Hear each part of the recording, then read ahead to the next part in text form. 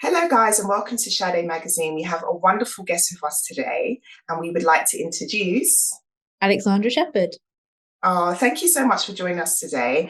We're really excited about your new book, Friendship Never Ends. Beautiful cover, amazing story, a really great summer read. We are definitely putting this on our summer list. So we'll be doing a review about it as well. But it's so nice that we can get to speak to you about this. It's amazing.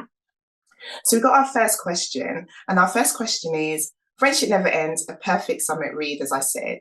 Can you share with us something about the book that's not in the blurb?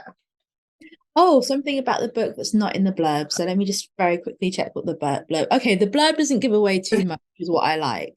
I would Okay. say something about the book that's not in the blurb is there's a very, very embarrassing moment for one of the characters that involves a cringy song being played without headphones on a train. There's another cringy moment for one of the characters that involves them hiding underneath a table in a Chinese takeaway. And another cringy thing about one of the characters that involves them being seen by their crush in a pair of unicorn pajamas. So once you read the book, you might begin to assign each of those to the characters, but there's definitely lots of cringy moments. And that was a really fun part of writing the book, being able to relive those for sure. Oh my God, that sounds amazing. And I'm sure in friendships there are some cringy moments, and those sound really juicy. So yeah, that would be really interesting to read in there. So our next question is, other than friendships, what is the key theme or message in the book?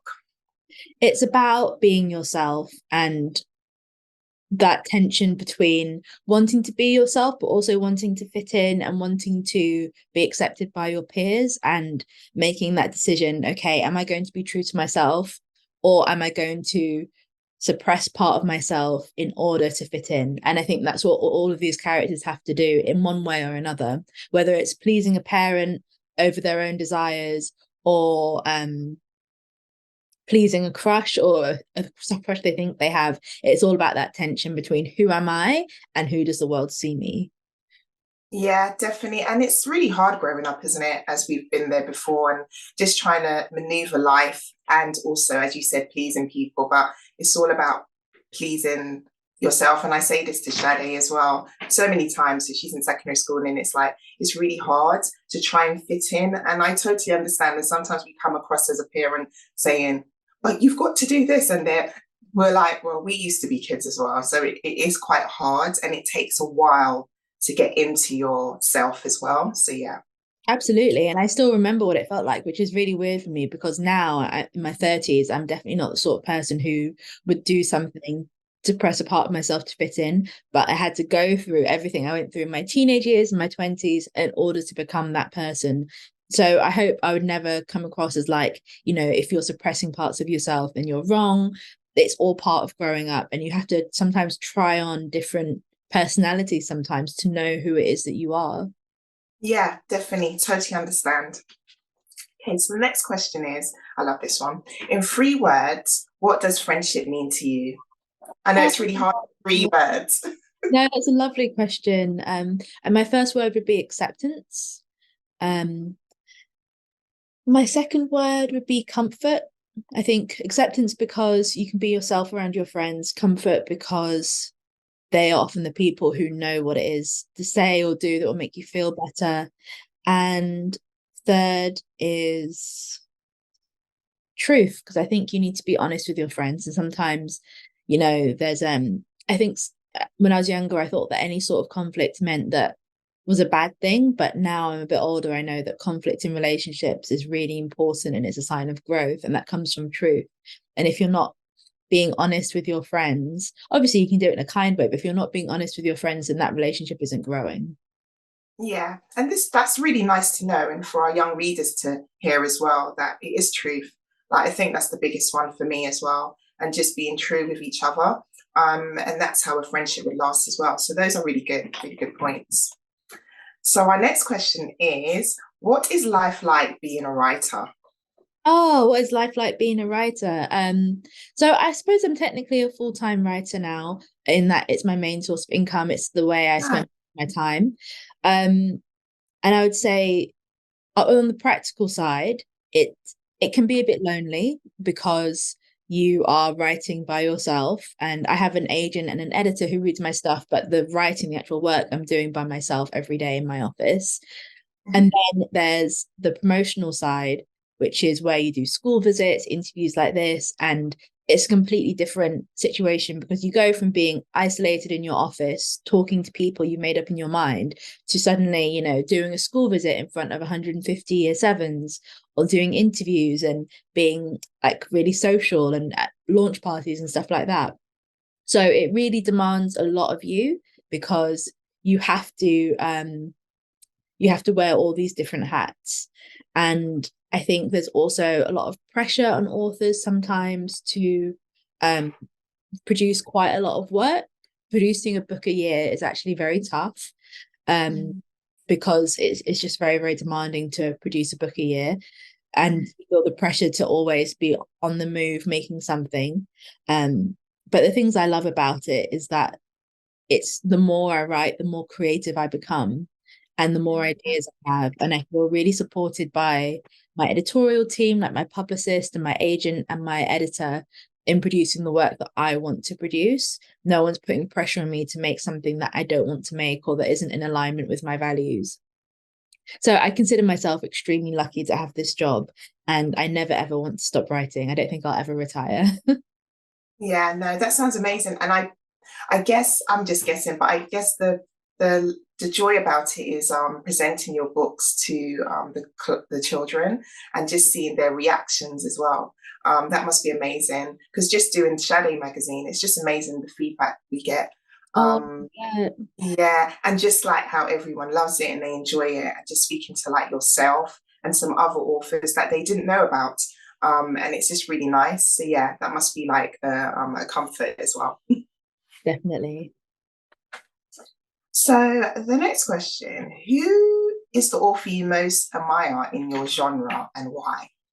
Oh, so who's the author in YA fiction? Yeah. I think Mallory Blackman, for sure. She really inspired me when I was like 8 years old. And since then, she's been just putting out incredible work that really makes Black children feel seen. And she was doing it at a time when literally no one else was doing it. So that was incredibly important to me. She's also very generous, very gracious. She really gives back to the writing community. She set up YALC, the Young Adult Literature Convention, which has like helped to launch so many careers, and it's really the only major event for YA books in the UK. And when I met her, she was so lovely and warm, and she's always just been so generous with her time. So I admire her immensely, and I think what she's done for the UK YA scene is immeasurable in terms of her impact. Yeah, she was really awesome. And I didn't know she had that organization. So you learn something new. So that's really good. I'll definitely check that Oh, out. if Sade is really into books, then she should Oh, absolutely yeah. go. It's going to be in November this year, but it's just like heaven for YA fans. They're just all the authors are there. There's loads of bookstores giving away freebies. It's really overwhelming, but it's so much fun. Oh, wow. Okay, we'll check that out. So our next question is about your other book. Oh my God. Is it your first published YA book? Yeah. Yeah. The main protagonist is Helen Thomas, living as a half mortal teenager. She discovers that life is not always epic, a story based on grief, mythology, and urban London life. What was the inspiration behind this story? This is Sade's favorite question. Well, it's a great question. So when I was growing up, I really loved Greek mythology. Like lots of teenagers, I was just really into it with Disney's Hercules and Percy Jackson. And I also loved reading angsty teen diaries like the Princess Diaries and the Louise Renison books by the Georgia Nicholson books by Louise Renison. I just loved reading about teenage life, especially in a diary format, because I used to keep a diary as well. So it made me feel a bit more special. But I really wanted a book that combined the two, that combined like my love of Greek mythology with an angsty teen diary. And obviously I was no one had written it. And then I got to the age of 19, I think, and I just got the idea. Helen's voice just came into my head about this teenager who lives in North London, who is dealing with all like the normal teenage woes, but with the added pressure and madness of a family of Greek gods who are intent on ruining her life, or so it seems to her. And I didn't work on it for years because I didn't really have the confidence to. I didn't really think I had the time or the talent. And then I started joining a creative writing group for women when I was 25, and that gave me the confidence to finish the book. So I got the idea came from my own desire for writing the book you want to read. I think that's a Toni Morrison quote where she says, if the book you read you most want to read doesn't exist, then write it. Yeah, totally agree. And there's so much at the moment amazing YA books, including yourself and some other authors that we've interviewed, and it's just been really great. And Sadé's been loving it because there hasn't been anything like that. Especially oh my god, that was really good and really fun. And then now we've got Friendship Never Ends, which is amazing. So we just want to keep interviewing people like yourselves and just getting the word out and making sure that our readers are fully aware that there's some amazing YA books out there, and I'm sure there'll be more to come as well. Yeah, we're in a real golden age of children's literature in this country. Like, it's never been this good before. And YA, especially the sort of YA I write, so Friendship Never Ends, is like for those slightly younger teenagers. And that gets a bit overlooked by publishing, by bookshops. And it's such an important age group because they need books too, and they need books that are fun and cheerful and happy, not just like devastating thrilling books, for example. Those books are great, but we need more diversity. Yeah, and that's right. You're definitely right about this one, because as a parent, YA, we really have to watch what's in there because some YAs are very adult orientated. Congratulations on receiving a 3-book deal with Faber. Can you give us an insight on Alyssa and the Spell Garden book series? Oh, thank you so much. Yeah, so Alyssa in the Spell Garden is basically, it's a middle grade, so it's for slightly younger readers than Friendship Never Ends. And it's about it's like I describe it as Sabrina the Teenage Witch meets The Secret Garden. It's about an 11-year-old girl called Alyssa who is about to spend her summer holidays with a great aunt that she's never met before because her mum has fallen out with her side of the family. And she begins to get more in touch with her Jamaican heritage the more she spends with the family. But she also discovers that she's descended from a line of magically inclined beings who keep a secret garden in North London, which they use to protect the neighborhood from gentrification and to ward off evil forces and to keep the community thriving. But when the neighborhood comes under threat, it's up to Alyssa and the other members of the Spell Garden to really fight back and save their community. So it's just about everything I love, which is Jamaican food and things I'm really passionate about, like communities and green spaces. My neighborhood of Holloway, North London, I love very much, and I really want to champion that. And just about empowering young people to know that they can fight for their green spaces. And I think we do put a lot on young people in this generation with the pressures of climate change, but I think it's also important to know that there's such strength in community and solidarity. And it just kind of, again, it's friendship, which is a theme that's really important to me, but on a bigger scale, because friendship expanded is community, I guess.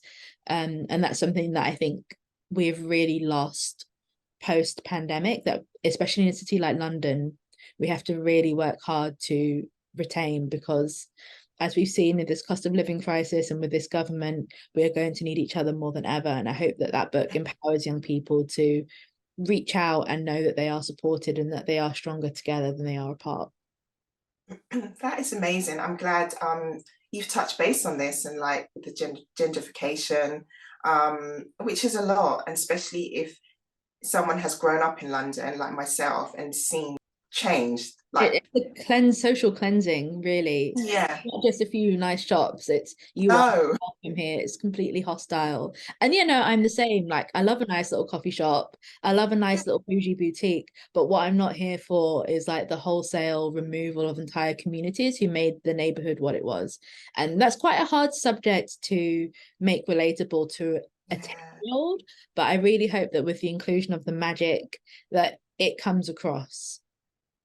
Yeah, no, it's a brilliant. I wish you all the best with it. It sounds amazing, Thank and we can't you. I'm wait so to get excited for our it hands. to come out. I've been Yeah. working on it since 2019, so I'm just so Oh desperate wow. to read it. Oh my gosh, we'll be definitely reading for you when that comes. So here's our favorite bit, quick fire round. And so the first one is, would you rather have endless summers or endless winters? Endless summers. It has to be endless summers. Some people like winters, even Yeah, though I was born and in winter. I get a bit. I like autumn. Autumn's probably my favorite, but endless winter, Mm, I just get too depressed. especially in London town. Yeah, race no. Movie or book? Movie. I think Yeah. I'll go with movies. And I love asking this question to authors because people automatically think that they'll say book, but not necessarily. And we've had quite a few authors that said movie. So yeah, There's just something so comforting about a movie that a book just can't replicate most of the time. yeah. And sweet or savory? Savory.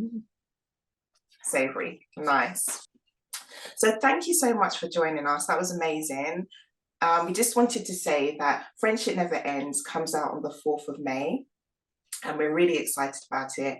We just want to say congratulations. It's such a lovely summer read. I know it's coming out in May, but I think it's a really good summer read. Absolutely. Yeah. Thanks for having me. This was so much fun and great questions. Thank you. Bye. Bye.